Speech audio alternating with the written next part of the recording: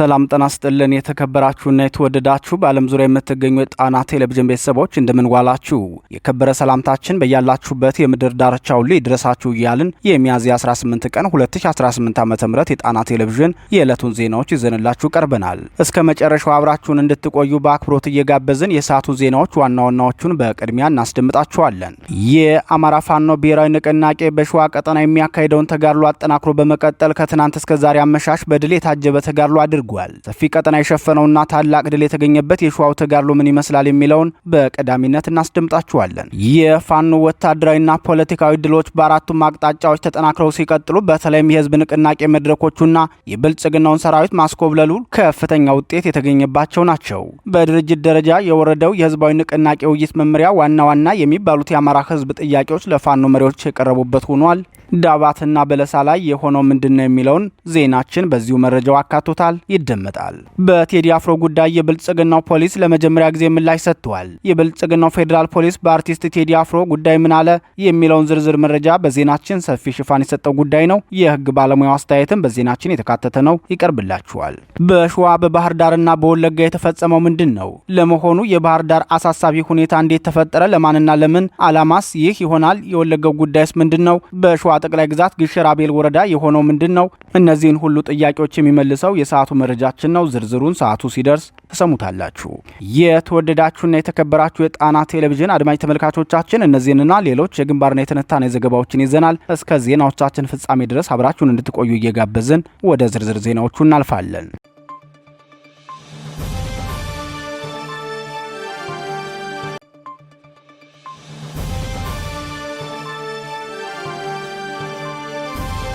የሸዋው ተከታታይ ተጋድሎና ድሎች። የአማራ ፋኖ ብሔራዊ ንቅናቄ ሸዋ ጠቅላይ ግዛት አሳምነው እዝ ከትናንት ጀምሮ እስከ ዛሬ እኩለ ቀን ድረስ የተጠናከረ ተጋድሎ በማካሄድ ድል መቀዳጀቱን አስታወቀም። ሰፊ ቀጠናን የሸፈነውና ከደፈጣ ውጊያ እስከ ጨበጣ ውጊያ የተካሄደበት የሸዋውን ተጋድሎ አስመልክቶ የዙ ህዝብ ግንኙነት መምሪያ ለጣና ቴሌቪዥን እንደገለጸው በመራቤቴ አውራጃ በጠላት ኃይል ላይ መብረቃዊና የማያዳግም እርምጃ መውሰድ ችለናል ብለዋል። የዙ ህዝብ ግንኙነት መምሪያ አክሎም የብልጽግናው ስርዓት የሚመካበትን የ101ኛ አየር ወለድ ክፍለ ጦር ከዓለም ከተማ በመምራት ወደ ችጉር ቀበሌ ከሌሊቱ 9 ሰዓት ተኩል ላይ ያቀና የጠላት ጥምር ጦር ልዩ ቦታው ሸራፊት በተባለ አካባቢ ላይ በዙ ልዩ ኦፕሬሽን ቡድን በተፈጸመ የደፈጣ ጥቃት ከፊሎች ሲገደሉ ሌሎች ደግሞ ከነትጥቃቸው በቁጥጥር ስር ውለዋል ሲል የዕለቱን ተጋድሎ ገልጿል።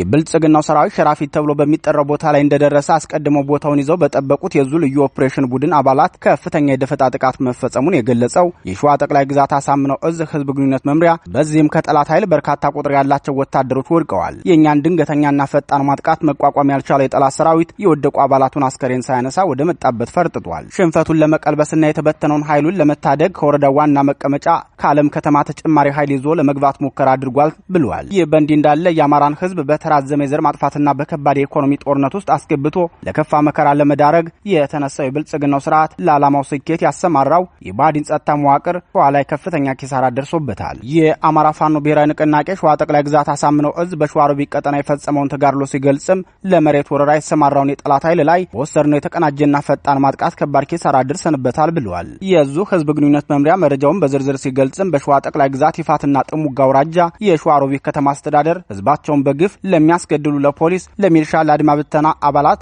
የአርሶ አደሩ መሬት በወረራ በመያዝ ለመኖሪያ ቤት በእጅ መንሻነት ሸንሽኖ ለማስረከብ እቅድ አውጥቶ ወደ ስራ ለመግባት እየተንቀሳቀሰ ነው። የዚህ እቅዱ አካል የሆነውን የመጀመሪያ ምዕራፍ ትግበራ ለማካሄድ ወደ 03 ቀበሌ ልዩ ቦታው ሃይማ በተባለ አካባቢ ተንቀሳቅሶ ነበር። በዚህ ወቅት ያፋብን ሸዋ ጠቅላይ ግዛት አሳምነው እዝ የአርበኛ መሐመድ ቢሆነ ኮር ወንዱ አስቻለው ደሴ ክፍለ ጦርና በቀጠናው የሚገኙት የታደለ ወርቁ ብርጌድ የአርበኞች ጦር ሰራዊት በቅንጅት በወሰዱ ድንገተኛ ጥቃት በፍየል ማርቢያና ጎዜ ተራራ የሰፈረ ብልጽግናው አየር ወለድ ሰራዊት ተመቶ ወደ መሃል ከተማ ፈርጥጦ ለመግባት ተገዷል ሲል ተናግሯል።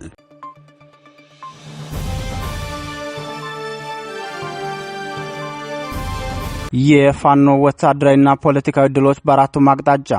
የአማራ ፋኖ ብሔራዊ ንቅናቄ ከወታደራዊ ተጋድሎ ጎን ለጎን ፖለቲካዊ ዘርፉንም በሚገባ እየሰራበት መሆኑን አስታውቋል። በዚህም መሰረት በአራቱም የአማራ ጠቅላይ ግዛቶች ከሚያዝያ 17 ቀን 2018 ዓ.ም ጀምሮ የህዝብ ንቅናቄ መድረኮችን በማከናወን ላይ ይገኛል። በወታደራዊ ተጋድሎም ታላላቅ ድሎችን መቀዳጀቱን አስታውቋል። በተደራጀ የፖለቲካ ስራ የአማራ ህዝብ ብሔራዊ ንቃት ይዳብራል፣ ህልውናው ይረጋገጣል በሚል መሪ ቃል የተጀመረው ህዝባዊ የንቅናቄ መድረክ መድረክ ድርጅታችን በተቆጣጠራቸው ሁሉም አካባቢዎች እየተካሄደ ባለው የህዝብ መድረክ የተለያዩ የማህበረሰብ ክፍሎች በመሳተፍ ላይ ይገኛሉ። ወጣቶች፣ ሴቶች፣ አርሶ አደሮች፣ የመንግስት ሰራተኞችን ጨምሮ በብዛት በሚያሳትፈው የህዝብ መድረክ ላይ የተለያዩ አጀንዳዎች ውይይት እየተደረገባቸው ሲሆን ከመድረኩ የሚገኙ ግብዓቶች በተደራጀ መንገድ ለድርጅቱ ሪፖርት ይደረጋሉ ሲል የአፋብን ህዝብ ግንኙነት መምሪያ አስታውቋል። በዚህም በአራቱም የአማራ ግዛቶች በተቀናጀና በተጠናከረ መንገድ ህዝባዊ ውይይቶችና የንቅናቄ መድረኮች እየተካሄዱ ሲሆን የፋኖን ትግል የእድገት ደረጃ፣ የመሪዎች ስብና፣ የሰራዊቱ ወታደራዊ ዲሲፕሊን፣ የአማራ ህዝብ የርስትና ማንነት ጉዳዮች እንዲሁም የትግሉ የእድገት ሂደት ከተሰብሳቢዎች የሚነሱ ጥያቄዎች ናቸው። በወታደራዊ ተጋድሎ ደግሞ በጎንደር ጠቅላይ ግዛት ዳባት ወረዳ ጨርቢጣ ተብሎ በሚጠራ አካባቢ ሲንቀሳቀስ በነበረው የብልጽግናው ወታደራዊና ፖለቲካዊ ካድሬ ላይ እርምጃ ተወስዶበታል።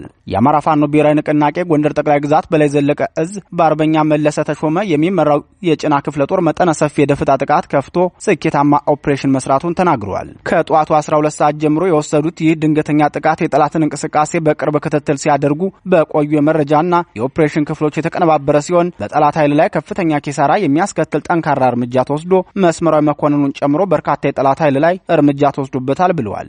በተመሳሳይ ዜና 19 የብልጽግናው ሰራዊት አባላት የአማራ ፋኖ ብሔራዊ ንቅናቄ ጎንደር ጠቅላይ ግዛት በላይ ዘለቀ እዝ ዳግማዊ ቴዎድሮስ 5ኛ ኮር ንስር በለሳ ክፍለ ጦርን መቀላቀላቸውን የኮሩ ህዝብ ግንኙነት ክፍል አስታውቋል። ዛሬ ፋኖን የተቀላቀሉት የብልጽግናው ሰራዊት አባላት የ72ኛ ክፍለ ጦር ቃኝና መሐንዲስ ውስጥ የነበሩ መሆናቸውን የገለጸው የኮሩ ህዝብ ግንኙነት ክፍል 72ኛ ክፍለ ጦርን ጥለው ወደኛ የመጡትን አባላቱን ለማስመለስ የጠላት ሰራዊት ወደ ምስራቅ በለሳ፣ ቡርሳና፣ ጊንሻ የገጠር ቀበሌዎች ወታደራዊ ዘመቻዎችን አድርጎ ነበር። ሆኖም የከዱትን አባላቱን ሊያገኛቸው አልቻለም ብሏል። በዚህም መንገድ ወደ አካባቢው ኃይል አስገብቶ በፋኖ ተመክቶ የተመለሰው የብልጽግናው ሰራዊት የአካባቢውን አርሶ አደሮች የቁም እንስሳት ዘርፎ የመኖሪያ ቤቶችን ማቃጥሎ ወደ ጉሃላ ከተማ መመለሱን የአካባቢው ነዋሪዎች ተናግረዋል። በዚህ መዋቅራዊ ወንጀሉም 10 የቁም እንስሳት ሲዘረፉ 15 ፍየሎችም ተዘርፈዋል። 2 የአርሶ አደሩ የቃታ መሳሪያና 4 ክላሽንኮቭ መሳሪያዎችንም የብልጽግናው ሰራዊት ዘርፎ ወስዷል። የአንድ አርሶ አደር መኖሪያ ቤትም መቃጠሉን የአካባቢው ነዋሪዎች በዝርዝር ተናግረዋል።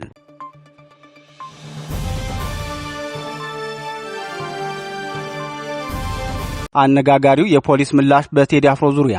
ድምጻዊ ቴዎድሮስ ካሳሁን ቴዲ አፍሮ ቴዎሪካ የሚለውን የጥበብ ስራውን ለህዝብ ከማቅረቡ ቀናት ቀደም ብሎ ጀምሮ እስከ ዛሬ ድረስ በብልጽግናው ስርዓት በኩል ከባድ ውጥረት እንደነገሰ ነው።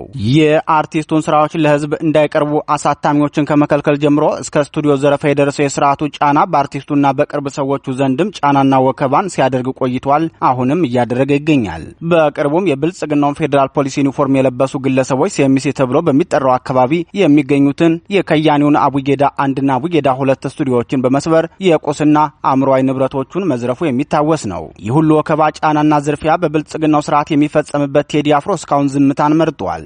በአርቲስቱ ስቱዲዮ ላይ ዝርፊያ መፈጸሙን አስመልክቶ የብልጽግናው ፌዴራል ፖሊስ ዛሬ ለመጀመሪያ ጊዜ ምላሽ ሲሰጥ ዝርፊያውን ፌዴራል ፖሊስና የኛ አባላት አልፈጸሙትም፣ ዝርፊያውም ሆነ ክልከላው ወንጀል ነው ሲል ምላሽ ሰጥቷል። በብልጽግናው ፌዴራል ፖሊስ የወንጀል መምሪያ ኦፕሬሽን ዋና ኃላፊ ምክትል ኮሚሽነር ሙሊሳ አብዲሳ ለአዲስ ማለዳ በሰጡት ምላሽ የፌዴራል ፖሊስ እንዲህ አይነት ወንጀል አይሰራም፣ ሰብናውም አይደለም ማለታቸውን ሚዲያው ዘግቧል። የብልጽግናው ፌዴራል ፖሊስ ወንጀል መምሪያ ኦፕሬሽን ኃላፊውና የቀድሞ የኦህዴድ ጸጥታ ቢሮ ባለስልጣኑ ኮሚሽነር ሙሊሳ አብዲሳ ይህንን ቢሉም የሰጡት ምላሽ የተለመደ ስርዓታዊ ውሸት እንደሆነ የተለያዩ ዓለም አቀፍ ሚዲያዎች ዘግበዋል። ድርጊቱ እንደተፈጸመ ዓለም አቀፍ መገናኛ ብዙሃን ከመዘገባቸውን በተጨማሪ የድምጻዊው ምክትል ማናጀርም መታሰራቸው ይታወቃል። የቀድሞ ኦህዴድ ሹም ፌዴራል ፖሊስ እንዲህ አይነት ወንጀል አይሰራም ብለው ሲናገሩ ሌላው ቀርቶ የራሳቸው መስሪያ ቤት በግፍ እስር ላይ ያያዛቸውን የአርቲስቱን ምክትል ማኔጀር ወይዘሮ መሐሌትን እስርም ጨምሮ የካዱ አድርጓቸዋል። ከአዲስ ማለዳ ጋር ቆይታ ያደረጉት በብልጽግናው ፌዴራል ፖሊስ የወንጀል መምሪያ ኦፕሬሽን ዋና ኃላፊ ምክትል ኮሚሽነር ሙሊሳ አብዲሳ ፌዴራል ፖሊስ የሚሰራው በህግና በህግ ብቻ ነው። በርካታ ኦፕሬሽኖችን እንሰራለን። እዚህ ኦፕሬሽን ውስጥ ከእሱ ጋር የሚገናኙ ነገሮችኛ ያደረግነው ነገር የለም። ቴዲ አፍሮ የኛ ተጠርጣሪም አይደለም። ይህ አርቲስት ነው። ሙዚቃውንም አውጥቷል። በአርቲስቱ ላይ ምንም አይነት ነገር አልተደረገም በማለት ነበር የተናገሩት። አርቲስቱ በአሁኑ ወቅት በቤቱ በሰላም እየኖረ ይገኛል ሲሉ የተናገሩት ኮሚሽነር ሙሊሳ አብዲሳ በእሱ ላይ የቀረበ ጥቆማም ሆነ የተጀመረ ምንም አይነት የወንጀል ምርመራ የለም። ጉዳዩ የሳይበር ጦርነት ነው። የተወሰኑ የፖለቲካ ፍላጎት ያላቸው አካላት አርቲስቱን መጠቀሚያ ለማድረግ እየሞከሩ እንጂ በእኛ በኩል የተሰራ ነገር የለም። በየቀኑ ሺህ የሆነ ሐሰተኛ መረጃዎች ይፈጠራሉ። ስለዚህ አርቲስቱን እንደ መያዣ አድርገው የፖለቲካ አጀንዳ ማድረግ የሚፈልጉትን እያየን ነው። ከዛ ውጪ ይሄ ዜጋ ህገ መንግስታዊ መብቱን ተጠቅሞ ሙዚቃ ሰርቷል። የሚደግፉት አሉ፣ የሚቃወሙት አሉ ብለዋል። ዝም ብሎ በሰው ንግግር ወይም በዘፈን ምክንያት ዜጎች የሚታሰሩበት ዘመን አልፏል ሲሉ የተናገሩት የቀድሞ የኦህዴድ ሹም ሰው እንደዚህ ዘፈንክ ተብሎ የሚታሰርበት ነገር ተቋሙ ግራጁዌት አድርጎ አልፎታል። ወንጀል ከሰራ ማንኛውም ሰው ይጠየቃል። የመንግስት አመራርም ቢሆን በማስረጃ ላይ ሆኖ ይጠየቃል። ወንጀል ያልሰራ ደግሞ በፍጹም አይጠየቅም። አርቲስቱም ህገ መንግስታዊ መብቱን ተጠቅሞ ሙዚቃ የመስራት መብት አለው። አስቀድሞም ጋዜጣዊ መግለጫውን በተመለከተ መንግስት ከለከለ የሚለው አስተሳሰብ መጀመሪያውኑ መሰረተ ቢስ ነው። ሰው የታገለው እንደዚህ አይነት መብቶች እንዲከበሩለት ነው። እኛም እንደ ህግ አስከባሪ የምንሰራው ይህንኑ ነው። ከአርቲስቱ ጋር የሚገናኝ ምንም አይነት ጥቆማም ሆነ ምርመራ የለንም ሲሉ ምላሻቸውን ተናግረዋል። አዲስ ማለዳ ዘገባውን ሲያጠናቅቅም ምንም እንኳን ፖሊስ ይህንን ቢልም የከያኔው ሁለት የቅርብ ሰዎች መታሰራቸው፣ ሲኤምሲ የሚገኘው ስቱዲዮው ደግሞ መዘረፉ መዘገቡ አይዘነጋም። ድምጻዊው ግን ቢያንስ ይህ ዘገባ እስከተጠናቀረበት ጊዜ ድረስ ስለ ክስተቶቹ ያለው ነገር የለም በማለት አጠናቋል። የብልጽግናው ፌዴራል ፖሊስ በአርቲስት ቴዲ አፍሮ ጉዳይ የሰጠው ምላሽ አስመልክቶ አስተያየታቸውን ለጣና ቴሌቪዥን የሰጡ አንድ የህግ ባለሙያ ፌዴራል ፖሊስ ቴዲ አፍሮን በወንጀል ጠርጥሮ አስረው ወይም ወንጀለኛ ብሎ አሳደደው አይደለም የተባለው በፖለቲካው ህግና ምክንያት የስርዓቱ መጠቀሚያ ሆኖ አርቲስቱንና በዙሪያው ያሉትን ሰዎች አሳደደ፣ ንብረቱን በህገወጥ መንገድ ዘረፈ ወይም አስዘረፈ፣ ጋዜጣዊ መግለጫ ከለከለና በአርቲስቱ መኖሪያ ቤት አካባቢ የስርዓቱ የደህንነት ሰዎችና የታጠቁ ሰዎች ጫና እየፈጠሩ ነው የሚል ቅሬታ ነው ለፖሊስ የቀረበለት። ፖሊሱ የሰጡት ምላሽ ግን ያልተጠየቁትንና የሚያገለግሉትን መንግስት ፍላጎት ነው የነገሩን። ከዚህ ንግግራቸው የምንረዳው ነገር ቢኖር ስርዓቱ አሁንም በማን አለብኝነት መንግስታዊ መዋቅሮችን እየተጠቀመ የፈለገውን ድርጊት እንደሚፈጽም ነው በማለት ተናግረዋል።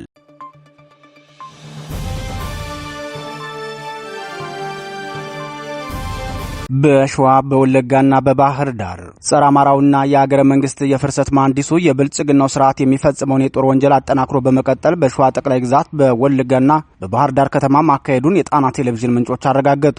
የብልጽግናው ሰራዊት በግሸራቤል ወረዳ 2 ልጃገረዶችን መድፈሩን የአካባቢው ነዋሪዎች ለጣና ቴሌቪዥን ገልጸዋል። የአካባቢው ነዋሪዎች በጉዳዩ ዙሪያ በሰጡት አስተያየት በወረዳው ሸበቶ አካባቢ የሚገኘው የብልጽግናው መከላከያ ሰራዊት በህዝብ ላይ ያደረሰ ያለው በደል ከጊዜ ወደ ጊዜ እየከፋ ነው። በተለይም በቁንዲ መድኃኔዓለም ቤተክርስቲያን አካባቢ የሚኖሩ 2 ወጣት ልጃገረዶች በሰራዊቱ አባላት ተደፍረዋል። ይህን ተከትሎም የአካባቢው ህዝብ ከፍተኛ ቁጣና ሀዘን ላይ ወድቋል ብለዋል። ከዚህ በተጨማሪም በዚሁ በግሸራቤል ወረዳ ተጨማሪ ስርዓታዊ ወንጀል በንጹሃን ላይ እየተፈጸመ መሆኑን ነዋሪዎች ተናግረዋል። በወረዳው ዋና አስተዳዳሪ አቶ ክፍሌ አበራ፣ በሰላምና ደህንነት ኃላፊው አቶ በለው ደጀኔ፣ በሚልሻ ጽሕፈት ቤት ኃላፊውና በምክትል የሰላምና ደህንነት ኃላፊው የሚመራው ግብረ ኃይል የወረዳውን አርሶ አደሮች ከፍተኛ ግፍ እየፈጸመባቸው እንደሆነ ተናግረዋል። ከ50 ሚሊዮን በላይ ህዝብ የምርጫ ካርድ አውጥቷል ብሎ የገለጸው የብልጽግናው ስርዓት ሆኖም ይህ የወይዘሮ ሚላተ ወርቅ መግለጫ መሬት ላይ ካለው እውነታ ጋር ፍጹም ተቃራኒ ሆኖበታል። በዚህም መሰረት ተጠናቀቀ ተብሎ በተገለጸው የመራጮች ምዝገባ ሂደት በአማራ ክልል አሁንም ካድሬዎች ህዝብን እያስገደዱ ምርጫ ካርድ እንዲያወጣ እያደረጉ መሆኑን የደረሰን መረጃ ያመላክታል። ለገበያ ወደ ከተሞች የሚገባውን የአማራን አርሶ አደር አፍነው ወደ ፖሊስ ጣቢያ በመውሰድ ምርጫ ካርድ አውጥተሃል አላወጣህም ብለው ከጠየቁ በኋላ ካርድ ያላወጣውን እየደበደቡ ከመሳቢያ ካርድ አውጥተው ይሰጡታል። ይህ በእንዲህ እንዳለ ይኸው የባዲን ብልጽግና ነውረኝነት በባህር ዳር ከተማም በተመሳሳይ መንገድ ንጹሃንን በመግደል ተደግሟል። ብልጽግና በባህር ዳር ከተማ መሃል ገበያ ላይ 3 ንጹሃንን መግደሉን የሚናገሩት የከተማዋ ነዋሪዎች ለገበያ የወጡ 3 ንጹሃንን በብልጽግናው ሚልሻ በተተኮሰ ጥይት መገደላቸውን ገልጸዋል። የባዲን ብልጽግና ታጣቂዎች ይህንን ወንጀል የፈጸሙት በባህር ዳር ከተማ አባይ ማዶ በሚገኘው ዋናው የዳሽን ባንክ ህንጻ ስር መሆኑን የዓይን እማኞች ተናግረዋል። 3ቱ ንጹሃን የተገደሉበት ወንጀል የተፈጸመው የባዲን የሚልሻ አባላት ግልጽ ባልሆነ ምክንያት በከፈቱት ተኩስ መሆኑን የሚናገሩት ምንጮቻችን በዚህ ተኩስም የቆሰሉ መኖራቸውን ተናግረዋል። ከዚህ ክስተት አስቀድሞም ቢሆን በባህር ዳር ከተማ የሚፈጸመው የተደራጀ የዘራፊና አፋይ ቡድን የከተማዋን ነዋሪዎች ደህንነት አሳሳቢ አድርጎት መቆየቱ ይታወቃል። ይህ ቡድን በርዕሰ መስተዳደሩ የግብርና ዘርፍ አማካሪ በባህር ዳር ከተማ ከንቲባና በሌሎች የባዲን መዋቅር መሪዎች የሚመራ የአማራ ክልሉ አባሮቤ ማፊያ ቡድን መሆኑን በተከታታይ መዘገባችን ይታወሳል።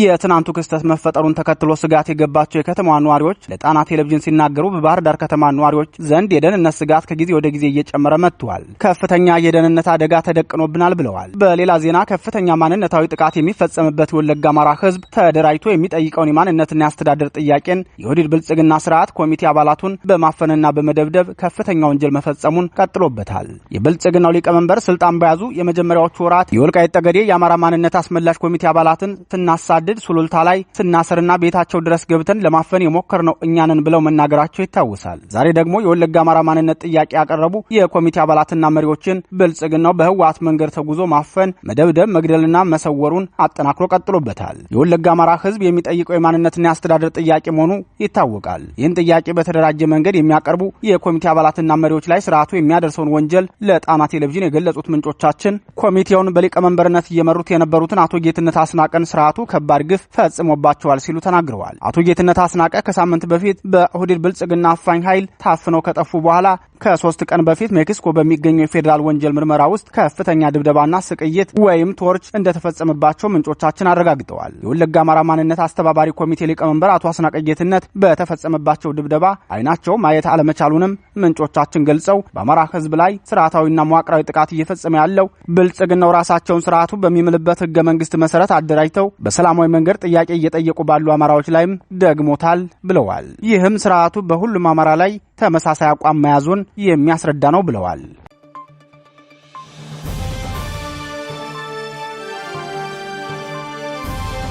የተወደዳችሁና የተከበራችሁ የጣና ቴሌቪዥን አድማጭ ተመልካቾቻችን የሰዓቱ ዜናችን የተከታተላችሁትን ይመስል ነበር። ምርጫችሁ ስለምታደርጉን እናመሰግናለን። ተሰናበትናችሁ። ጤና ይስጥልን።